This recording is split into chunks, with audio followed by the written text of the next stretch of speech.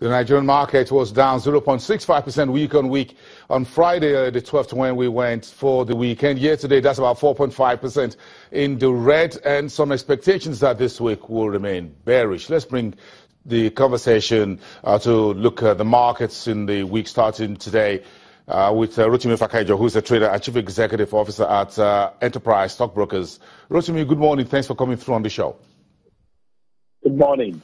Well, some of the expectations for this week is that things will remain bearish at the marketplace on the equity side because investors are still skeptical, to use quote, overall economic outlook of the nation. That's a statement from Codros Capital. Do you agree?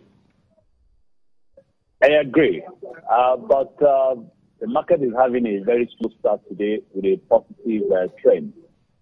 Presently, the market is trending at 0.2%, and to me, it's too early for that to run contrary to that assertion. And I believe that there is really nothing to stimulate the market to a positive trend, except you have some unusual movement in some highly priced securities.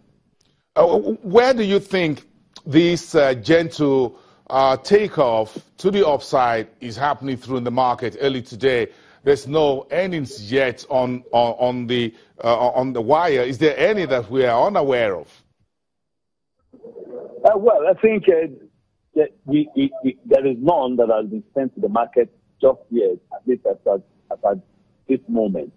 But we are still expecting some other few ones, at least some of the banking sector stocks who want to bring in audited rather than unaudited.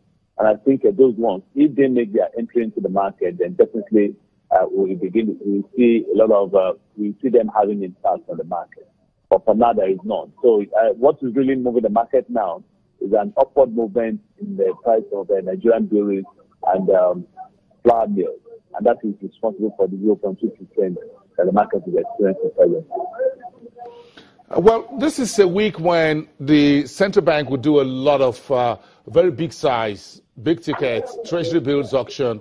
The DMO will do a FGN bond on Wednesday, triple digits as well in the billions, dozens of billions. So if you put all this together, do you think the stock market will be able to stand this gentle upside that we're starting today till Friday?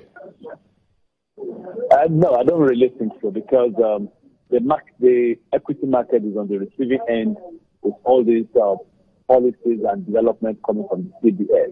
You can't have the NPR at 14% and yet the equity market will remain attractive. It's not possible. So we'll be seeing a lot of movement of funds from the equity market to the money market. And I think even with the trend, the events of this week, I don't really think that we are big. So we don't really expect much. But like I said much earlier, we could see some unusual trends whereby some demand will come for certain securities that are highly priced, and that definitely will turn around. If I'm making an inroad into the market this week, where should I focus on? Energy, oil and gas, consumer goods, industrial goods?